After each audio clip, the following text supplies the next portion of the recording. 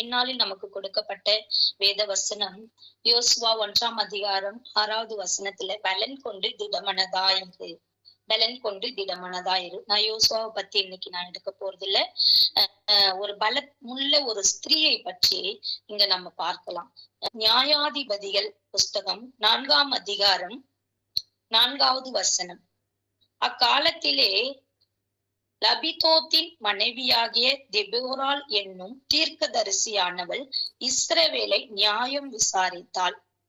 அந்த தீர்க்கதரிசி யாருடைய மனைவி அப்படின்னு 5வது வசனத்துல கொடுக்கப்பட்டிருக்கு. இந்த தீர்க்கதரிசி யார் என்றால் அவள் எப்ராயிம் மலை தேசமான ராமாவுக்கும் பெத்தேலுக்கும் நடுவில் இருக்கிற தெபோராளின் பேரிச்ச மரத்தின் கீழே குடியிருந்தாள்.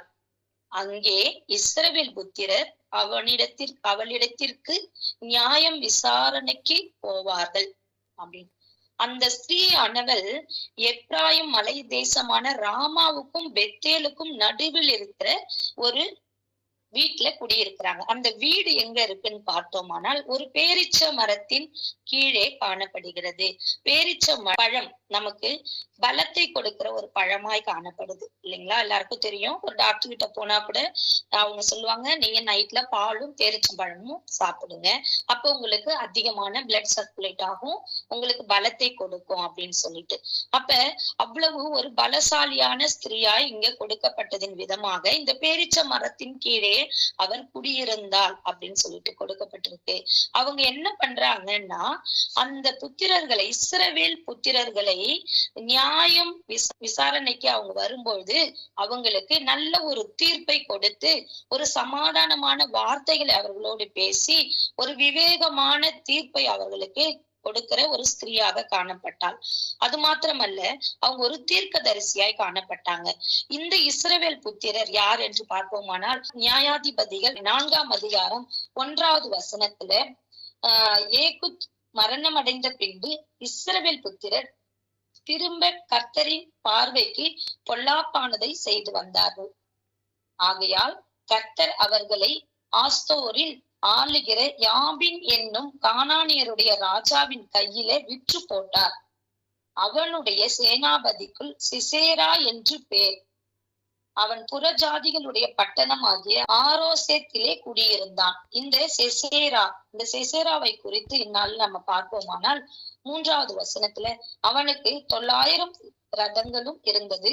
அவன் இஸ்ரவேல் புத்திரரை 20 வருஷம் கொடுமையாய் ஒடுக்கினான். அப்ப இஸ்ரவேல் புத்திரரை அவன் 20 வருஷம் கொடுமையாய் அவன் ஒடுக்கி கொண்டிருந்தான். அந்த ஒடுக்கக்கூடிய காரியம், கொடுமைய அவன் என்ன பண்றான், அடிமைத்தனத்திற்குள்ளாய் இந்த ஜனங்களை வழி நடத்தக்கூடிய ஒரு சேனாபதியாய் அவன் காணப்பட்டான். அப்ப இஸ்ரவேல் புத்திரர் அதுல இருந்து வெளியில வரணும்னா அவங்களுக்கு ஒரு ஆலோசனை கொடுக்கக்கூடிய ஒரு நபர் அங்க தேவைப்பட்டாங்க. இப்ப இஸ்ரவேல் புத்திரர் கர்த்தரை நோக்கி முறையிட்டார்கள். அப்ப ஆண்டவர் ஆலோசனை கொடுக்கிறாரு. அங்க தெபோரா தீர்க்கதரிசியை அவர் ஏற்படுத்தி அந்த தெபோரா தீர்க்கதரிசியின் இடத்தில் போய் இவங்க ஆலோசனை ஒவ்வொரு நாளும் கேட்கும்படியான ஒரு காரியத்தை அவங்க யாருக்கிட்ட முறையிட்டாங்க, ஆண்டவர்கிட்ட முறையிட்டாங்க. ஆனா ஆண்டவர்கிட்ட முறையிட்ட போது ஆண்டவர் அடுத்த வசனத்திலே அப்ப அந்த தெபோராலை அங்கு கொண்டு வருகிறார். தெபோரால் அங்க நியாயம் விசாரித்து இந்த காரியத்தை எப்பொழுது நம்ம செய்ய வேண்டும், எப்படி செய்ய வேண்டும், எப்படி நம்ம இந்த தேசத்துல அந்த அடிமைத்தனத்துல இருந்து வெளியில வர வேண்டும் என்று சொல்லி இந்த ஜனத்தாரை அவங்க வழி நடத்துபவர்களாய் காணப்பட்டாங்க. ஒரு ஸ்திரீ, அந்த அக்காலத்தில் காணப்படக்கூடிய ஸ்திரீகள் ரொம்ப அடங்கி வீட்டுக்குள்ள அவங்களுடைய அடிமைத்தனத்துக்குள்ளாரவே காணப்படக்கூடிய ஒரு காரியங்கள் தான் அங்க காணப்படும். ஆனா இந்த தெபோராளின் அந்த செயல் மற்ற அவ்வளோ ஒரு ஜனங்களுக்கும் இஸ்ரவேல் ஜனத்தாரையே வழிநடத்தக்கூடிய ஒரு தைரியத்தை அந்த சகோதரின் இடத்தில் நம்ம பார்க்கிறோம். இந்நாளிலும் கூட அவங்க என்ன சொல்றாங்க அப்படின்னு சொல்லிட்டு பார்த்தோமானால், இந்த செசேரா நம்மை ஒடுக்குகிற அந்த செசேரியாவை ஒரு ஏதாவது ஒரு வகையில அவரை நம்ம என்ன பண்ணணும், அவரை வீழ்த்தணும் இல்லையா? அதுக்கான ஒரு ஆலோசனை அங்க நடக்கும் பொழுது அப்ப அவங்க சொல்றாங்க, பாராக் என்ற ஒருத்தவரை கூப்பிட்டு அவர்கிட்ட சொல்றாங்க, இந்நாளில இந்த செசேராவை கர்த்தர் உம்முடைய கையில் ஒப்பு கொடுப்பேன் என்று வாக்கு கொடுத்திருக்கிறார்.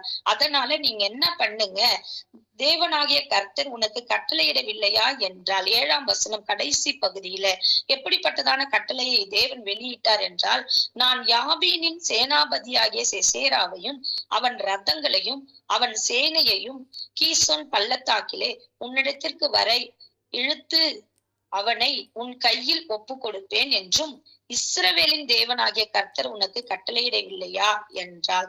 அப்ப அந்த ஜனத்தாருக்கு ஒரு நினைவுபடுத்துறாங்க. ஆண்டவர் முன்பாக கட்டளையிட்ட காரியத்தை அவங்க நினைவுபடுத்தி அவங்க என்ன சொல்றாங்க, இந்நாள்ல அந்த காரியத்தை செய்யும்படி ஆண்டவர் நம்ம கிட்ட இந்த பொறுப்பு ஒப்பு கொடுத்திருக்கிறாரு. இதை நம்ம முற்போக்கொண்டு அதை செய்து இந்த ஜனத்தாரை நம்ம விடுவிக்க என்ன காரியம் செய்ய வேண்டும் அப்படின்னு சொல்லிட்டு 9வது வசனத்துல, அதற்கு அவள் நான் உன்னோட கூட நிச்சயமாய் வருவேன். அப்ப பாராக் சொல்றாரு, நான் மட்டும் தனித்து போக முடியாது, என் ஆவிக்குரிய தாயாகிய நீயும் எனக்கு வரணும் அப்படின்னு 8வது வசனத்துல சொல்றாரு. பாராக், நீர் என்னோட கூட வந்தால் போவேன், என்னோட கூட வராவிட்டால் நான் போக மாட்டேன் என்று பாராக் சொன்னான். சொல்லும் பொழுது அப்ப அந்த தாய் சொல்றாங்க, நான் உன்னோட நிச்சயமாய் வருவேன், ஆனாலும் நீர் போகிற பிரயாணத்தில் உண்டாகிற மேன்மை உனக்கு கிடையாது. நீ இப்ப புறப்பட்டு போற, நீ எத்தனை பேரை நீ படை தலைவனா இருந்து எத்தனை பேரை அழைச்சிட்டு போறன்றதுக்கெல்லாம் கிடையாது. ஆனா கர்த்தர் சிசேராவை ஒரு ஸ்திரீயின் கையில் ஒப்பு கொடுப்பார் என்று சொல்லி தெபோராள் எழும்பி பாராக்கோட கூட கேதேசுக்கு போனாள் அப்படின்னு கொடுக்கப்பட்டிருக்கு. இது ஒரு ஸ்திரீயின் கையில் ஒப்பு கொடுப்பார். அப்ப அந்த ஸ்திரீ யார் என்று நம்ம பார்க்கும் பொழுது, அந்த ஸ்திரீ நியாயாதிபதிகள் 4ஆம் அதிகாரம் 18ஆம் வசனம், யாகேல் வெளியே சிசேராவுக்கு எதிர்கொண்டு போய், உள்ளே வாரும் என் ஆண்டவனே, என் அண்டை உள்ளே வாரும், பயப்படாதேயும் என்று அவனோட சொன்னாள். அந்த ஸ்திரீ யார் என்று பார்த்தோமானால் 19ஆம் வசனத்துல அவன் அவளை பார்த்து, குடிக்க எனக்கு கொஞ்சம் தண்ணீர் தாகமாய் இருக்கிறேன் என்றான். அவள் பால் துர்த்தியை திறந்து அவனுக்கு குடிக்க கொடுத்து திரும்பவும் அவனை மூடினாள். அந்த ஸ்திரீ யாருன்னு பார்ப்போம் என்று சொன்னால் 17வது வசனம் நான் படிக்கிறேன். சிசேரா கால்நடையாய் கேனானியான ஏபேரின் மனைவி யாகேலுடைய கூடாரத்திற்கு ஓடினான். அவன் ஒரு கூடாரத்துக்கு ஓடி போறான். அவன படையோட வந்த அந்த சிசேரா எல்லாரும் கூட வந்த அந்த சேனைகள் எல்லாம் அழிஞ்சு போயினான். அவனுடைய ரதங்கள் எல்லாம் அவன் தோத்து போயிட்டு தனிமையில ஒரு இடத்துக்கு ஓடி போகும் பொழுது அந்த இடத்துல கேனானியன் ஏபேரின் மனைவி யாகேல் என்ற ஒரு பெண்ணுடைய கூடாரம் காணப்பட்டது. அங்க ஓடி போய் அவன் என்ன பண்ணா, அங்க அந்த வீட்டுல அவன் தங்கும்படியாய் போனான். அப்ப அவன் தாகத்தோடு பசியோடு வேதனையோடு அங்க ஓடும் பொழுது இவ வாசல்ல காத்து கொண்டிருக்கிறாள். அந்த யாகேலோடு அவன் சமாதானமா இருந்தார்கள் என்று காணப்படுது. ஆனா யாகேலுக்கு தன்னுடைய ஜனத்தாரை மீட்க வேண்டும், இந்த அடிமைத்தனத்திலிருந்து நம்ம மீட்டு எடுக்க வேண்டும்ன்ற அந்த உணர்வு மாத்திரம் அவளுக்குள்ளாய் காணப்பட்டது. அவன் கூடி போய் ஒளிந்து கொள்ளும் பொழுது அவ ஒரு காரியத்தை அங்க யோசிச்சா, நாம என்ன பண்ணணும் இவனை அப்படின்னு சொல்லிட்டு நினைக்கும் பொழுது அவர் ஒரு போர்வையால மூடி ஒரு ஆணியை எடுத்து அவன் தலையில அவ அடிச்சா. அப்ப அந்த ஆணி உருவி அந்த மண்ணுக்குள் புதைந்து போயின அப்படின்னு வசனம் சொல்லுது. அப்ப எந்த அளவுக்கான வீரம் அந்த யாகேல் கிட்ட இருந்துச்சு பாருங்க. இப்படிப்பட்டதான ஒரு வீரம், அந்த விவேகம், அவனை எப்படி உள்ள கொண்டுட்டு வரணும், அவனை எப்படி உள்ள அவன் தண்ணி கேட்டா நான் பாலே கொடுக்குறேன் அப்படின்னு சொல்லிட்டு ஒரு சாமர்த்தியமான ஒரு காரியம் அங்க காணப்படுது. அந்த யாகேல் பாத்தீங்கன்னா அவளுக்கு நினைவில் இருக்கிறது ஒன்றுதான், நம்மளுடைய இஸ்ரவேல் ஜனத்தாரை நம்ம ஒடுக்கினவனை நம்ம எப்படியாவது என்ன பண்ணணும், அவன் தப்பிச்சு வரவனை நம்ம அவனை பழி வாங்கணும் அப்படின்ற ஒரு விவேகம் உள்ள காரியம் அங்க காணப்படுது. ஆனா அவங்க மனசுக்குள்ள ஒரு தைரியம், இத்தனை 1000 பேரை ஒடுக்குனானே அவன் எப்படிப்பட்ட வீரனா இருப்பான்னு அந்த பயம் வரல அவங்களுக்கு. அந்த காரியத்துல அவங்களுக்கு பயம் வரல. அவன் போர்ல இருந்து தப்பி ஓடி வரான். அப்பயுமே ஐயோ போர்ல இருந்து தப்பி ஓடி நம்மளை என்ன பண்ணுவானோன்ற ஒரு பயம் கூட இல்ல. ஒரு ஸ்திரீ, அவங்க பலகீனமான ஒரு ஸ்திரீ, நம்ம மாம்சம் பலகீனம் உள்ளது, ஆவியோ உற்சாகம் உள்ளதுன்னா, அப்ப ஆவியில் அவள் உற்சாகம் நிறைந்தவளாய் காணப்பட்டு அந்த இடத்துல அவளுடைய பலத்தை வெளிப்படுத்துபவளாய் காணப்பட்டாள். அந்த ஸ்திரீ பார்த்தோமானால் அவருடைய கணவருடைய பெயர் கொடுக்கப்பட்டிருக்கு, அந்த யாகேலுடைய பெயரும் அங்கு கொடுக்கப்பட்டிருக்கு. இந்த பரிசுத்த வேதாகமத்துல வீரமுள்ள ஸ்திரீகளுடைய பெயர்கள் எல்லாம் கொடுக்கப்பட்டிருக்கு. அதே போல் நம்ம தெபோரா தாயாகி அந்த தாய் எப்படி இருந்தாங்கன்னு பார்த்தோம்னா 10வது வசனம், அப்பொழுது பாராக் செபுலோன் மனுஷரையும் நப்தலின் மனுஷரையும் கேதேருக்கு வரவழைத்து தன்னை பின் செல்லும்படி 16,000 பேரோடே போனான். தெபோரால் அவனோடு கூட போனாள். அப்ப தெபோரா 16,000 போர் வீரர்களோட அவங்க கூட அவங்களுக்கு முன்பாக தெபோரால் நிற்கிறாங்க. எப்படிப்பட்டதான ஒரு வீரம்! அவங்க முன்பாக நிக்கிறாங்க. 16,000 பேர் ஒரு சேனையோட படையோடையும் படை தலைவர்களோடையும் வரும்போது அவங்களுக்கு முன்பாக அந்த ஒரு பெண்மணி நின்றார்கள். அதுதான் பாராக்குடைய பலமாய் காணப்பட்டது. இந்த பாராக்கோடும் தெபோராலோடும் யாகேலோடும் யார் இருந்தார் என்று பார்த்தோமானால் கர்த்தர் இருந்தார். கர்த்தர் அந்த சிசேராவை யாகேலுடைய கையில் ஒப்பு கொடுக்க போகிறார் என்பதை தெபோரா முன்பாகவே அறிந்திருந்தார்கள். இந்த தெய்வீக ஒரு நாணம், அந்த அறிந்து கொள்வதற்கான ஒரு நாணம் தெபோராவின் இடத்தில் காணப்பட்டது. அந்த விவேகம், அந்த தைரியம் தெபோராவின் இடத்தில் காணப்பட்டது. அவர் ஒரு ஸ்திரீயின் கையில் அந்த சிஸ்ராவை ஒப்பு கொடுப்பார் என்ற வார்த்தை ஆண்டவருடைய ஞானத்தின் மூலமாய், ஆவியின் மூலமாய் தெபோராளுக்கு வெளிப்பட்டதின் நிமித்தம் யாகேலுடைய இடத்திற்கு அவனை கொண்டு போகும்படியாய் கர்த்தர் கட்டளையிட்டார். அங்கு கொண்டு போய் அவன் எத்தனை 20 வருஷமாய் ஒடுக்கின அந்த ஜனத்தை மீட்கும்படியான ஒரு மனுஷன், அந்த ஜனத்தை மீட்கும்படியாக ஒரு மனுஷியை ஆண்டவர் தெரிந்து கொண்டார். அது யாகேலாய் காணப்பட்டாள். அவளிடத்திலும் அந்த தைரியம் காணப்பட்டது, அந்த ஒரு சமயோஜித புத்தி காணப்பட்டது. நம்ம எப்படியா இவரை உள்ள கொண்டுட்டு வரணும், இவனை எப்படி நம்ம மடங்கடிக்கணும் அப்படின்ற ஒரு தைரியம் அந்த சகோதரிக்கு யாகேலுக்கு கொடுக்கப்பட்டிருந்தது.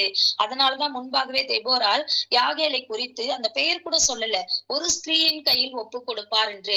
இந்நாள்ல நம்ம இந்த இடத்துல ஒரு சகோதரனாக சகோதரிகளாக நம்ம காணப்படுறோம். நம்மளுடைய கரத்துல என்னென்ன காரியங்களை ஆண்டவர் ஒப்பு கொடுத்திருக்கிறார் என்று நம்மளை நாம் ஆராய்ந்து பார்க்கும் பொழுது நம்மிடத்தில் அநேக ஆசீர்வாதங்களை கொடுத்திருக்கிறார். அநேகருக்கு ஜெபிக்கக்கூடிய ஜெப வல்லமையை கொடுத்திருக்கிறார். ஆவியானவரோடு நம்ம கேட்டு ஒரு சமாதானமான காரியங்களை மற்றவர்களுக்கு, நம்மளுடைய குடும்பத்தாருக்கு, நம்மளுடைய பிள்ளைகளுக்கு, நம்மளுடைய கணவருக்கு ஒரு ஆலோசனை கொடுக்கும்படியாக ஒரு தெபோராளை போல நம்மளை தெரிந்து கொண்டிருக்கிறார்.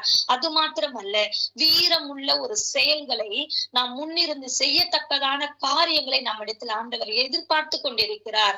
மற்றவர்களுக்காக நம்ம ஜெபிக்கும் பொழுது, நம்மளுடைய குடும்பத்தில் மற்றவர்கள் காரியங்கள் சொல்லும் பொழுது, இவர்களை காட்டிலும் நம்ம இப்படி இருக்கிறோமே என்ற ஒரு நிச்சயத்தின் சந்தோஷத்தை உலகத்தாரை காட்டிலும் நமக்குள்ளாய் இருக்கிறவர் பெரியவராய் இருக்கிறார் என்று பார்க்கிறோம். அப்ப பராக்கிரமசாலியாய் நம்மோடு இருக்கிற கர்த்தர் நம்மளோடு இருக்கிறார் என்ற ஒரு பலத்தை நாம் பெற்றுக்கொள்றோம். நம்ம ஒவ்வொருவருக்காகவும் ஜெபிக்கும் பொழுது ஆண்டவர் நம்மளுடைய அருகாமையில் நமக்கு ஒரு பலத்தை கொடுத்து கொண்டிருக்கிறார். இந்த காரியங்களை நம் இருதயத்தில் சிந்தித்துக் கொள்வோமானால் நாமும் ஒரு தெபோராளை போல, நாமும் ஒரு யாகேலை போல ஒரு தைரியசாலியாக, ஒரு துணிச்சல் உள்ள மகள்களாக, ஒரு புத்திசாலித்தனமான ஒரு சகோதரிகளாக, சமயோஜனையோடு ஞானத்தோடும் பலத்தோடும் எதிர்கொண்டு வருகிற காரியங்களை நாம் நிற்பவர்களாக காணப்படுவோம். இந்நாளிலும் நாமும் இப்படிப்பட்டதான ஒரு தைரியத்தை பெற்றுக்கொள்ளத்தக்கதாக எத்தனை சோதனைகள் வந்தாலும் நம்ம என்ன பண்றோம்? சோர்ந்து போயிடுறோம். அந்த சோர்ந்து போகக்கூடிய காரியங்கள் நம்மளை என்ன மடங்கடித்து போடுகிறதாய் காணப்படுகிறது, அடிமைத்தனத்துக்குள்ளாய் கொண்டு போகிறது, கண்ணீரோடு நம்ம காணப்படுற ஒரு சந்தோஷமில்லாத வாழ்க்கைக்குள்ளாய் கொண்டு போகிறது. இதையெல்லாம் எதிர்த்து நிற்கக்கூடிய காரியங்களாய் கர்த்தர் இந்நாளிலே யாரோடு இருந்தாங்க? தெபோராவோடு இருந்தார், யாகேலோடு இருந்தார், பாராக்கோடு இருந்தார், 16,000 வீரர்களோடு கர்த்தர் இருந்தார். இந்நாளிலும் நம்ம விசுவாசிக்குமா நம்மோடு கர்த்தர் இருக்கிறார். நம்ம தைரியமா பலன் கொண்டு திடமனதா இருக்கும்படியான காரியத்தை நம்மிடத்தில் ஆண்டவர் எதிர்பார்த்து கொண்டிருக்கிறார். அந்த பலத்தை நாம் பெற்றுக்கொள்வோமானால் கவலைக்குரிய உலக ரீதியான காரியங்கள் நம்மளை அழுத்தி போடாதபடிக்கு கர்த்தர் என் பட்சத்தில் இருக்கிறார். நான் எதற்காக கவலைப்படுவேன்? நான் எதற்காக நான் கண்ணீர் விடுவேன்? எதற்காக நான் கலங்கி நிற்பேன்? ஒருவரும் என்னை என்ன பண்ண முடியாது, துக்கப்படுத்த முடியவே முடியாது. ஒருவரும் என்னிடத்தில் எதிர்த்து நிற்க முடியவே முடியாது. சத்துருவானவன் வெள்ளம் போல வந்தாலும் ஆண்டவர் அதை பனியை போல மூடுகிற தேவனாய் இருக்கிறார். நமக்காக யுத்தம் பண்ண ஒரு தேவன் இருக்கிறார். நம்மளுடைய குடும்பத்தில் சோர்ந்து போனவர்களுக்கும், நம்மளுடைய பிள்ளைகளுக்கும், நம்மளுடைய கணவருக்கும், நம்மை சார்ந்து இருக்கிறவர்களுக்கும் நம் தெபோராளை போல ஒரு ஆலோசனை கொடுப்பவர்களாக, சமாதானம் பண்ணுவவர்களாக, ஒரு நியாயம் விசாரிப்பவர்களாக, அவர்களுக்கு ஒரு நிச்சயத்தை, நான் இருக்கிறேன் என்ற ஒரு நிச்சயத்தை அவர்களுக்கு நாம உறுதிப்படுத்துபவர்களாக காணப்படுவோம். அதோடு கூட வீரத்தோடும் விவேகத்தோடும் யாகலை போலவும் நாம் காணப்படுவோம். ஆனால் கர்த்தர் இந்நாளிலே பலன் கொண்டு திடமனதாயிரு, நான் உன்னுடனே இருக்கிறேன் என்று சொல்லி வாக்கு கொடுக்கிறார். இப்படியாய் வாக்கு கொடுத்த தேவனிடத்தில் நாம் வந்திருக்கிறோம். நாம் ஒரு பொழுதும் வெட்கப்பட்டு போகவே மாட்டோம். இந்த நிச்சயத்தை நாம் பெற்றுக்கொண்டு விசுவாசத்தோடு கர்த்தருடைய சமூகத்தில் ஒவ்வொரு நாளும் காத்திருக்கப்படும் பொழுது தேவன் நம்மளோடு இருந்து நம்முடைய கரம் பற்றி வழி நடத்துபவராய் காணப்படுவார். அவங்க பேரிச்ச மரத்தின் பலத்தை பெற்றுக் கொண்டார்கள். நாமோ கர்த்தருடைய பலத்தை பெற்றுக் கொள்வோம். அப்படியாக கூட கர்த்தாவே, அவங்க எங்க இருக்காங்கன்னு பார்த்தோம்னா, 2 தேசத்துக்கும் நடுவுல இருக்காங்க. எப்ராயிம் மலை தேசமான ராமாவுக்கும் பெத்தேலுக்கும் நடுவில் இருந்தாங்க. அப்ப ராமாவுடைய ஜனத்தாரும் பெத்தேலுடைய ஜனத்தாரும் தெபோராளின் இடத்தில் வந்தார்கள். என்னால உலகத்தில் உள்ள ஜனங்கள் நம்மோடு காணப்படும் பொழுது அவர்களோடு நாம் எப்படி அவர்களுக்கு மத்தியில ஒரு பலம் உள்ளவர்களாய் காணப்பட வேண்டும். நம்முடைய தைரியம் எந்த நேரத்துல இழந்து போகக்கூடாது.